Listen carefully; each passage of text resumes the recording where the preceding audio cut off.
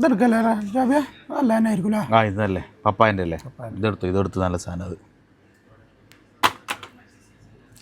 മോള് ലിപ്സ്റ്റിക്ക് പറഞ്ഞിരുന്നു. ലിപ്സ്റ്റിക്കാ? ആ ഇതെടുത്തോ, ഇത് നല്ല സാധനം.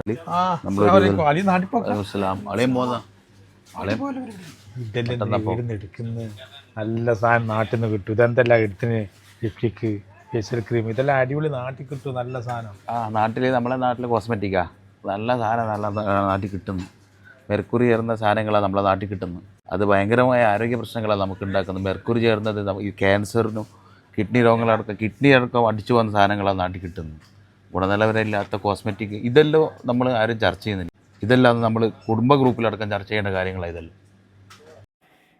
വ്യാജ സൗന്ദര്യവർദ്ധക വസ്തുക്കൾ കേരളത്തിലെ വിപണിയിൽ സജീവമാണെന്ന് ഓപ്പറേഷൻ സൗന്ദര്യ. ഇത്തരം സൗന്ദര്യവർദ്ധക വസ്തുക്കൾ വാങ്ങി ഉപയോഗിക്കുന്നവർ ഉൽപ്പന്നങ്ങൾക്ക് മതിയായ ലൈസൻസോടുകൂടി നിർമ്മിച്ചതാണെന്നും നിർമ്മാതാവിൻ്റെ മേൽവിലാസം പൂർണ്ണമായി വ്യക്തമായിട്ടുണ്ടെന്നും പരിശോധിക്കേണ്ടതാണ്. യുവാക്കളുടെ ലഹരി വസ്തു ഉപയോഗം പോലെ ഒന്നാണ് നമ്മുടെ നാട്ടിലിപ്പം യുവതികളുടെ ഇത്തരം സൗന്ദര്യവർദ്ധക വസ്തുക്കളുടെ ഉപയോഗം.